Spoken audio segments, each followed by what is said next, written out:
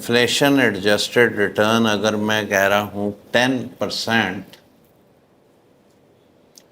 तो nominal rate क्या हुआ 20%। अगर हम फोरकास्ट करेंगे 10% इन्फ्लेशन, अब आप उसके ऊपर एनालिसिस कीजिए कि 20% पे आप ग्रो करेंगे,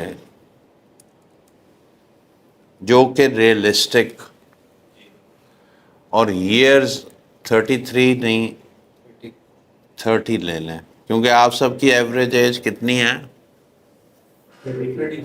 जी? तो 1 मिलियन बिकम्स कितना, 23 करोड़। ये रियलिस्टिक। इससे अगर ऊपर जाता है तो उसको बोनस समझें, नहीं जाता, कम होता है तो naturally return. But 1% difference over 30 years can mean hell of a difference. This is what the analysis is. तो ये थे में मेरा ख्याल है छाड़ देना, लेट यू गाइस पॉन्डर। हुण कोई ताड़े जो क्वेश्चंस हैं बताएं मुझे, आई एम हेयर टू। ये calculator should become handy tool in your WhatsApp. अगर मैं कमां जाते हुए कंपाउंडेड एनुअल ग्रोथ रेट का कैलकुलेटर जोड़ा दुनिया जहाँ 5 किस्म के पाए ने, तुसी अगर सर्च करोगे इससे तुहानू बेहतर मिल जाएगा।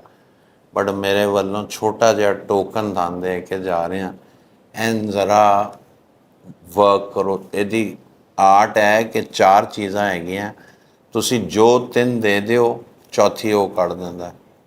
तुसी 4 वेरिएबल्स हैं, period, number of periods, return, CAGR, initial value and future. आप फ्यूचर वैल्यू दे दें कि मैं 20 साल बाद 2 अरब रुपया चाहता हूँ, 30 years टाइम पीरियड है, एंड आई फील कि भाई ये पैसा मेरा 15% या 20% पे ग्रो कर दे, तो उसको इनिशियल वैल्यू दे दें।